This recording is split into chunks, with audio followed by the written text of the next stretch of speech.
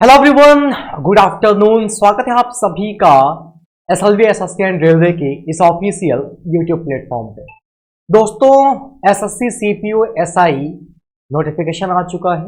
Form 4 मार्च से भरे जा रहे हैं, लेकिन बहुत सारे ऐसे एस्पिरेंट हैं जो अभी केवल फॉर्म ही फिल कर रहे हैं। उनको सीपीओ की कंप्लीट इंफॉर्मेशन पता ही नहीं। सीपीओ के बारे में एक कंप्लीट इंफॉर्मेशन का एक वीडियो मैंने बनाने को सोचा।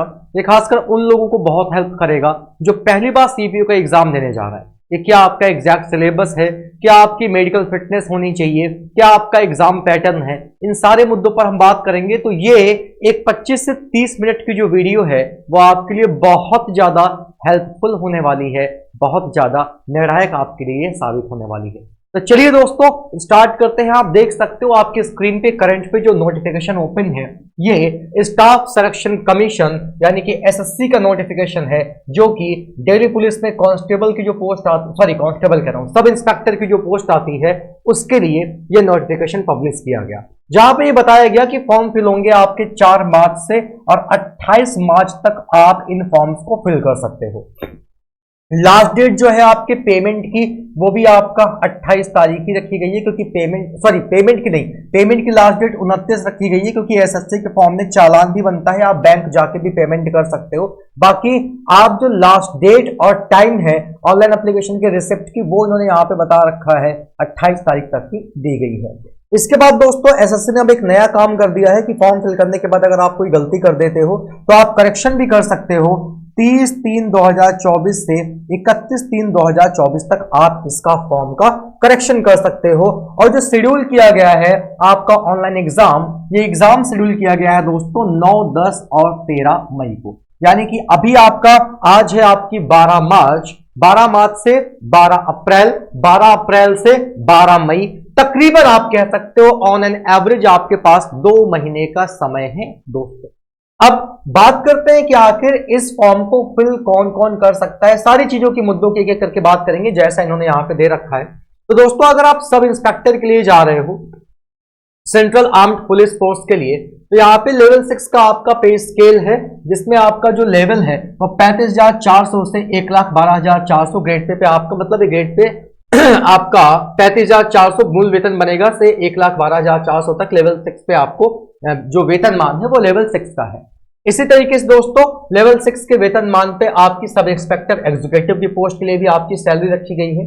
टेंटेटिव वैकेंसीज की अगर बात करेंगे दोस्तों तो टोटल 4,000 समथिंग वैकेंसी है, 4,000 प्लस, जिसमें दोस्तों यहाँ पे इन्होंने अलग अलग बता रखा है unreserved, OBC, SC, ST, EWS, total की अलग अलग कहां पे कितनी वैकेंसी हैं। ये बात है सब इंस्पेक्टर दिल्ली पुलिस में, जो कि एग्जीक्यूटिव पोस्ट के लिए है। और किसके लिए? मेल के लिए दोस्तों। तो मेल की वैकेंसीज ये आपको इन्होंने यहाँ पे बता रखी है। और फीमेल की अगर बात करोगे तो फीमेल की वैकेंसीज अलग इन्होंने यहाँ पे बता रखी है। इसी तरीके से जो आपकी सब इंस्पेक्टर नॉर्मल वाली पोस्ट है, जो आप सीएपीएफ में जाओगे, ठीक है, आर्म्ड फोर्सेस में, तो यहाँ पे दोस्तों आपको इन्होंने BSF, CISF, CRPF, ITBP, SSB में टोटल मेल फीमेल की कितनी कितनी वैकेंसीज हैं इनके बारे में भी बता रखा है। और 4001 और 401 अप्रोक्सीमेट 4400 वैकेंसीज जो है वो यहाँ पे आपको दी जा रही हैं। आगे दोस्तों इसके बाद मूव करेंगे तो अगली जो इंफॉर्मेशन है जो आपको जाननी चाहिए, वो जानने वाली इंफॉर्मेशन ये है एज लिमिट। तो दोस्तों जो आपकी एज लिमिट है इन्होंने यहाँ पे बता रखा है, कैलकुलेट कब से कर रहे हैं, 1 अगस्त 2024 से कैलकुलेट कर रहे हैं कि जो आपकी एज है, साफ साफ इन्होंने बता रखा है कि आप 14/7/1988 के पहले ना पैदा हुए हों। एज लिमिट आपकी 20 से 25 है। नहीं, यहाँ पे कुछ उन्होंने और बता रखा है, 1 मिनट, अच्छा वो तो प्रोविजन है, उसको छोड़ो। एज लिमिट जो है दोस्तों वो आपकी 20 से 25 साल रखी गई है। 1 अगस्त 2024 को आप 20 साल के हो जाने चाहिए और मैक्सिमम 25 साल के हो जाने चाहिए। इसका मतलब है कि 2/8/1999 के पहले आप ना पैदा हुए हों और 1 अगस्त 2004 के बाद आप ना पैदा हुए हों। आगे चलिए दोस्तों एज में रिलैक्सेशन की बात करेंगे। एससी एसटी और ओबीसी का एज में रिलैक्सेशन का डेटा यहाँ पे गिवन है। एससी एसटी का 5 साल, ओबीसी का 3 साल और जो एक्स सर्विसमैन है उनको भी 3 साल का दिया जा रहा है। इसके अलावा दोस्तों यहाँ पे आपको जो विधवा होते हो जाती हैं, डिवोर्स्ड वुमेन होती हैं, या फिर आप कह सकते हो जो विधवा हो जाती हैं, इनका 35 साल तक की उम्र तक का डेटा यहाँ पे दे रखा है, तो ये आपके काम का है नहीं। आगे चलिए अगली बात करते हैं कि इस नोटिफिकेशन में और कौन कौन सी चीजें हैं जो हमारे लिए जाननी जरूरी है, जो हमें पता होनी चाहिए। बहुत कुछ होता है दोस्तों, एक नोटिफिकेशन जब भी कोई आयोग निकालता है तो वो अपने नोटिफिकेशन पे सारी चीजें प्रॉपरली बढ़िया तरीके से मेंशन कर देता है। जरूरत है सिर्फ उन सारी चीजों को एक बार सही तरीके से जानने की। एजुकेशनल क्वालिफिकेशन की बात करेंगे दोस्तों, तो एजुकेशनल क्वालिफिकेशन में इन्होंने बता रखा है कि जितने भी पोस्ट हैं सारी पोस्ट के लिए आपके पास बैचलर डिग्री होनी चाहिए। अब यहाँ पे बड़े क्रॉस क्वेश्चन बनते हैं, सर मैंने बीए किया है, मैंने बीएससी किया है, मैंने बीकॉम किया है, मैंने बीटेक किया है। आपने किसी भी स्ट्रीम से कोई भी सब्जेक्ट लेके अगर ग्रेजुएशन कर रखा है then you are eligible for this vacancy. आप मान लीजिए आपका ये सिंपल सा ग्रेजुएशन कह रहा है किसी भी रिकॉग्नाइज्ड यूनिवर्सिटी से, और दोस्तों ये मैं बार बार रिपीट कर रहा हूं कि बिल्कुल जरूरी नहीं है। अब एक दूसरा मुद्दा ये है, सर मेरा ग्रेजुएशन चल रहा है अभी रिजल्ट नहीं आया है, तो दोस्तों ये बात इन्होंने बता रखी है कि 1 अगस्त 2024 के पहले आपके हाथ में आपकी ग्रेजुएशन की मार्कशीट होनी चाहिए। आपका फाइनल ईयर का रिजल्ट जो है वो पब्लिश हो जाना चाहिए कि हाँ भाई हम ग्रेजुएट हो चुके हैं। अभी आपका रिजल्ट नहीं आया है, पेंडिंग है, और आपको लगता है कि 1 अगस्त 2024 के पहले वो आ जाएगा, तो डेफिनेटली आप इस फॉर्म के लिए जा सकते हो। आगे चलिए एजुकेशनल क्वालिफिकेशन की हमने बात कर दी। अब आगे चलिए दोस्तों, अब जितने भी लोग ऐसे हैं जो सब इंस्पेक्टर पोस्ट के लिए जा रहे हैं, यहाँ पे इन्होंने एक बात और बता रखी है कि जितने मेल कैंडिडेट हैं इनके पास वैलिड ड्राइविंग लाइसेंस होना चाहिए, लाइट मोटर व्हीकल का एलएमवी यानी कि जिसमें मोटरसाइकिल और कार दोनों का बनता है, और फिक्स फिजिकल इंश्योरेंस के साथ होना चाहिए, यानी कि आपको ड्राइवरी करनी भी आनी चाहिए, गाड़ी चलाना मैंडेटरी है। मोटर का आपके पास लाइट मोटर व्हीकल का ड्राइविंग लाइसेंस होना चाहिए। फॉर्म आपका कंप्लीटली ऑनलाइन भरा जा रहा है, ऐसा कुछ नहीं है कि कोई आपसे कहते लो पैसा दे दो हम ऑफलाइन भर देंगे, ऐसा कुछ भी नहीं है दोस्तों। जो फीस यहाँ पे रखी गई है वो 100 रुपए रखी गई है। इसके अलावा दोस्तों जितने भी आपकी वुमेन है, जितने भी SC/ST कैंडिडेट और एक्स सर्विसमैन है, इनको कोई फीस नहीं करनी है। इनका फॉर्म पूरी तरीके से फ्री ऑफ कॉस्ट है, इनको फॉर्म भरने के लिए कोई भी पेमेंट नहीं करना है। जो आप पेमेंट करोगे वो आप Bhim, UPI, net banking, visa, master card, debit card, credit card किसी से भी कर सकते हो। फी पे करने की लास्ट जो डेट है वो इन्होंने 29 मार्च 2024 बता रखी है। आगे चलेंगे दोस्तों, करेक्शन की विंडो ऑलरेडी मैं बता चुका हूं, 30/3/2024 से 31/3/2024 तक की ये ओपन रहेगी। ये आपकी करेक्शन विंडो है। अब दोस्तों बात करते हैं सेंटर्स की, तो सेंटर आपके पूरे ऑल ओवर इंडिया बनाए जाते हैं। जैसे आप देख सकते हो सेंट्रल रीजन के अंदर आगरा, प्रयागराज, बरेली, गोरखपुर, कानपुर और लखनऊ, मेरठ, वाराणसी, सीतापुर, भागलपुर, गया, मुजफ्फरनगर, पटना, ये सारा आपका सेंट्रल रीजन में आता है, और यहाँ सेंटर एग्जाम सेंटर बनाए गए हैं। इसी तरीके से ईस्टर्न रीजन में देख सकते हो आप, पोर्ट ब्लेयर, रांची, भुवनेश्वर, कोलकाता बनाया गया है, बेंगलुरु, ये आपके अलग अलग सेंटर हैं। अलग अलग रीजन के हिसाब से उन्होंने आपको बता रखा है कि आप इन डिस्ट्रिक्ट्स में जाके अपना पेपर दे सकते हो। तो अलग अलग जितने भी आपके सेंट्रल रीजन है, या वेस्टर्न रीजन हो गया, नॉर्थ वेस्टर्न हो गया, या नॉर्थ रीजन हो गया, सब इन्होंने बता रखा है। अब दोस्तों एग्जामिनेशन की बात करें तो एग्जामिनेशन जो है उसमें आपका एक होगा पेपर 1, उसके बाद होगा दोस्तों आपका फिजिकल स्टैंडर्ड टेस्ट जिसको आप PST कहते हो, इसके बाद होगा आपका पेपर 2 और डिटेल्ड मेडिकल एग्जामिनेशन आपका होगा। सारी स्टेजेस को क्वालिफाई करने के बाद, सारी स्टेजेस मैंडेटरी हैं, देन आपका फाइनल सिलेक्शन होगा। अब हम बात करेंगे पेपर 1 की। दोस्तों पेपर 1 की बात करेंगे तो यहाँ पे आपका जैसा नॉर्मल आपने देखा होगा SSC, CGL या CHSL या MTS, इसमें 25-25 क्वेश्चन आते हैं। बट यहाँ पे दोस्तों जनरल इंटेलिजेंस और रीजनिंग के 50 क्वेश्चन, जनरल नॉलेज और जनरल अवेयरनेस के 50 क्वेश्चन, क्वांटिटेटिव एप्टीट्यूड के 50 क्वेश्चन, इंग्लिश कॉम्प्रिहेंशन के 50 क्वेश्चन। एक क्वेश्चन 1 नंबर का रहता है, तो 50 क्वेश्चन 50 नंबर के आपके रहेंगे। टोटल दोस्तों जो आपको समय दिया जाएगा वो 2 घंटे का दिया जाएगा। टोटल नंबर ऑफ क्वेश्चंस आपके 200 हैं, और 200 ही आपके टोटल मार्क्स हैं। यह आपके प्रीलिम्स की बात मैं कर रहा हूं, यह आपका प्रीलिम्स है। इसके बाद जब आप आते हो पेपर 2 में, तो पेपर 2 में दोस्तों केवल और केवल आपका इंग्लिश लैंग्वेज और कॉम्प्रिहेंशन टेस्ट होता है, जहां पे 200 क्वेश्चन आते हैं, 200 नंबर के होते हैं, एक क्वेश्चन 1 नंबर का, और यहां भी आपको 2 घंटे का समय दिया जाता है। तो जितने भी ऐसे एस्पिरेंट हैं जो इंग्लिश से बड़ा भागते हैं कि सर इंग्लिश नहीं करना, इंग्लिश नहीं करना, तो एक चीज जान लीजिए, सीपीओ एसआई में पहले क्या होता था, पहले सीजीएल का मेंस होता था तो वहां पे इंग्लिश और मैथ दोनों आती थी, तो बच्चा अगर इंग्लिश से भागता था तो आगे जाके कहीं ना कहीं मामला गड़बड़ हो जाता था। लेकिन अगर आप सीपीओ की बात करोगे तो सीपीओ के पेपर सेकंड में केवल और केवल इंग्लिश ही आती है। पेपर आपका ऑब्जेक्टिव टाइप होगा, एक क्वेश्चन 4 ऑप्शंस, 1/4 की इन्होंने निगेटिव मार्किंग भी रख रखी है। 4 क्वेश्चन गलत करोगे, एक क्वेश्चन आपका जो सही वाला है वो उड़ जाएगा। नॉर्मलाइजेशन होगा दोस्तों, जो भी आपका कंप्यूटर बेस्ड एग्जामिनेशन होगा उसमें जो भी मार्क्स आप सिक्योर करोगे नॉर्मलाइज होके, वो उनका अपना एक फार्मूला है, उसके थ्रू कमीशन क्या करेगा, आपका स्कोर जो है वो आपकी जो फाइनल मेरिट है वो जारी करेगा। आंसर की भी आती है इसकी दोस्तों, जो कि वेबसाइट पे आफ्टर एग्जाम आपकी कुछ दिनों के बाद पब्लिश कर दी जाती है, जिसपे आप अगर कोई एक्शन लेना चाहते हो तो वो आप ले सकते हो। अब ये एक इंपॉर्टेंट पॉइंट है, उसको समझिएगा। कह रहा है नेशनल कैडेट कॉर्प, जो कि आपका एनसीसी सर्टिफिकेट होता है, जितने भी ऐसे कैंडिडेट हैं जिनके पास एनसीसी का सर्टिफिकेट है 1 अगस्त 2024 के पहले अगर आपके पास एनसीसी का सर्टिफिकेट है तो आपको बोनस मार्क्स दिए जाएंगे पेपर 1 और पेपर 2 में। और किस तरीके से बोनस मार्क्स दिए जाते हैं, एनसीसी ग्रेड ए का सर्टिफिकेट है तो 4 नंबर दिए जाएंगे 2% मैक्सिमम मार्क्स का, 6 नंबर दिए जाएंगे 3% मैक्सिमम मार्क्स का अगर एनसीसी ग्रेड बी सर्टिफिकेट है, और अगर ग्रेड सी सर्टिफिकेट है तो 10 नंबर आपको बोनस के तौर पे दिए जाएंगे, जो कि आपके टोटल 5% है, किसका, टोटल 200 नंबर का। तो एनसीसी सर्टिफिकेट वाले जितने भी लोग हैं भैया आपकी तो बल्ले बल्ले है, आपकी चांदी है। अब अगर दोस्तों सिलेबस की बात करें तो सिलेबस में क्या कहा गया कि पहले तो आपका जनरल इंटेलिजेंस और रीजनिंग वाला सेक्शन है, पूरा डिट्टो वही सिलेबस है जो आप एसएससी सीजीएल के लिए पढ़ते हो, कुछ भी बदलाव नहीं है, पूरा का पूरा सिलेबस आपका एसएससी सीजीएल वाला है। जनरल अवेयरनेस में history, geography, polity, economics, physics, chemistry, biology, current affairs, static GK, ये सारी चीजें आपकी रखी गई हैं।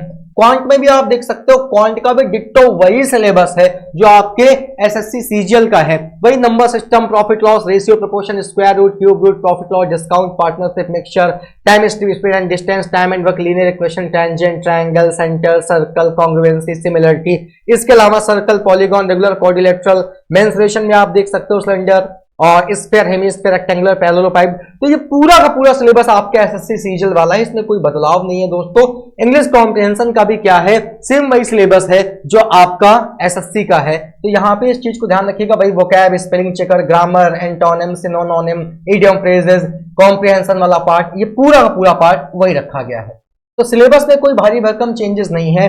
Now the main point is medical, क्योंकि अगर आप प्री और मेंस क्वालिफाई कर जाते हो, मेडिकल को क्वालिफाई नहीं कर पाते हो तो सब कुछ बेकार है दोस्तों। जितने भी मेल कैंडिडेट्स हैं, जितने भी मेल कैंडिडेट्स हैं एक्सेप्ट छोड़ के जिनकी लिस्टिंग सेकंड और थर्ड में है, आपकी हाइट 170 होनी चाहिए, आपका जो चेस्ट है बिना फुलाए 80, फुलाने के बाद 85 सेंटीमीटर होना चाहिए।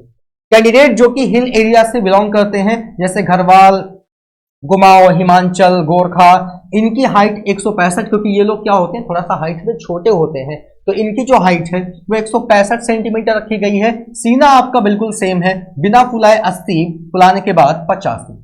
जितने भी ऐसे कैंडिडेट हैं जो कि ट्राइब एरिया से आते हैं, आदिवासी एरिया से आते हैं, इनकी हाइट 162.5 मांगी गई है, सीना बिना फुलाए 77, फुलाने के बाद 82। इसके अलावा फीमेल्स की बात करेंगे तो फीमेल में केवल हाइट कंसीडर होती है, चेस्ट कंसीडर नहीं होता। तो फीमेल की हाइट 157, और जो हिल एरिया से बिलोंग करती हैं उनकी 155, और जो ट्राइबल एरिया से बिलोंग करती हैं इनकी 154। तो ये दोस्तों आपका क्या कह सकते हो ये आपका मेडिकल फिटनेस है। इसके अलावा वेट की बात करेंगे तो आपकी हाइट के हिसाब से अलग अलग वेट जो है वहां पे रखे गए हैं। अब फिजिकल टेस्ट की अगर बात करेंगे तो फिजिकल टेस्ट में दोस्तों आपको 100 मीटर की रेस लगानी होगी 16 सेकंड में। किसकी बात कर रही है ये बात कर रहा है, अलग अलग पैरा इन्होंने दे रखे हैं, ठीक है। और 1.6 किलोमीटर आपको दौड़ना होगा 6.5 मिनट में।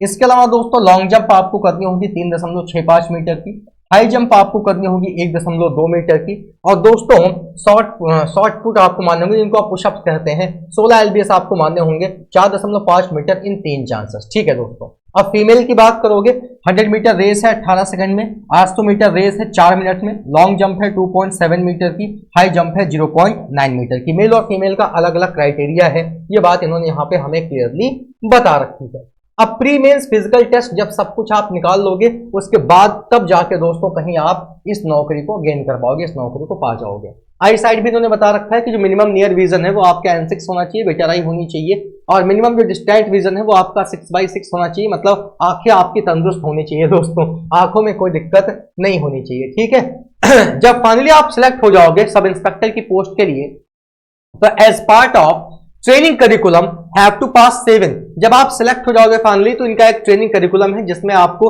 ये 7 चीजें हैं जिनको आपको क्वालिफाई करना होगा। जैसे आपको जंपिंग करनी पड़ेगी वर्टिकल बोर्ड के ऊपर से, होल्ड करना पड़ेगा रोप को, जंपिंग करनी पड़ेगी बोर्ड के ऊपर से, टार्जन स्विंग जो आप करते हो, जंपिंग करनी पड़ेगी हॉरिजॉन्टल बोर्ड के ऊपर से, पैरेलल रोप के ऊपर से, मंकी क्रॉल आपको, वर्टिकल रोप। ये इनके 7 पैरामीटर इन्होंने बना रखे हैं जो कि आपको क्वालिफाई करने पड़ेंगे।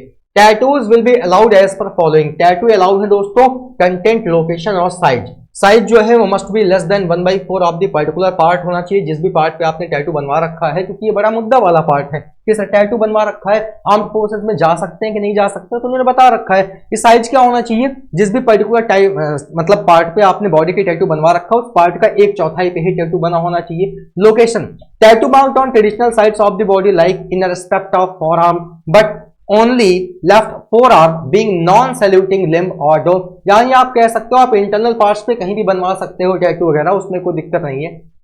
कंटेंट जो टैटू को होना चाहिए वो किसी रिलीजियस सिंबल का अगर है या कोई ऐसा फिगर नॉर्मली किसी इंडियन आर्मी का नाम है तो ये परमिटेड है। मतलब जैसे कई लोग होते हैं भगवान की फोटो वगैरह बनवा लेते हैं या फिर किसी का नाम बनवा लेते हैं, कंट्री का नाम बनवा लेते हैं, जय हिंद लिखा लेते हैं, तो ये सब इन्होंने कहा परमिटेड है, ये सब मान्य होगा।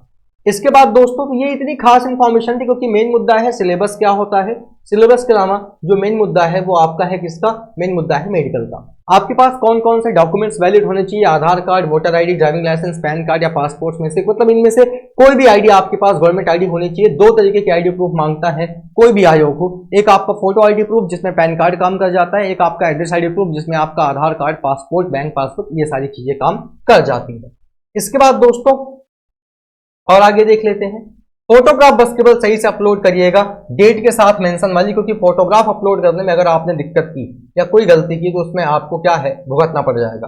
तो बाकी जितनी बातें इन्होंने यहाँ पे बता रखी हैं, एक मिनिमम क्वालिफाइंग मार्क्स के भी बारे में इन्होंने बता रखा है कि अगर आप अनरिजर्व कैटेगरी से हो तो मिनिमम 30% मार्क्स आपको ओवरऑल लाने ही पड़ेंगे, ओबीसी डब्ल्यूएस वाले मिनिमम 25% मार्क्स आपको लाने ही पड़ेंगे, और अदर जितनी कैटेगरीज वाले हो आपको 20% मार्क्स मिनिमम लाने ही पड़ेंगे, ठीक है। तो ये इतनी कुछ खास इंफॉर्मेशन थी, उम्मीद करता हूं कि ये बात आपको बढ़िया तरीके से समझ में आई होगी, इसमें कोई समस्या कोई परेशानी कहीं भी नहीं हुई होगी। तो क्या क्या है दोस्तों, एग्जाम कैसे होगा, पहले प्री होगा, फिर मेंस होगा, फिजिकल और मेडिकल टेस्ट होगा। प्री और मेंस में प्री 200 नंबर का 200 क्वेश्चन, 4 सब्जेक्ट आएंगे, जनरल इंटेलिजेंस आएगा, रीजनिंग आएगी, मैथ आएगी, इंग्लिश आएगी, सबके 50-50 क्वेश्चन।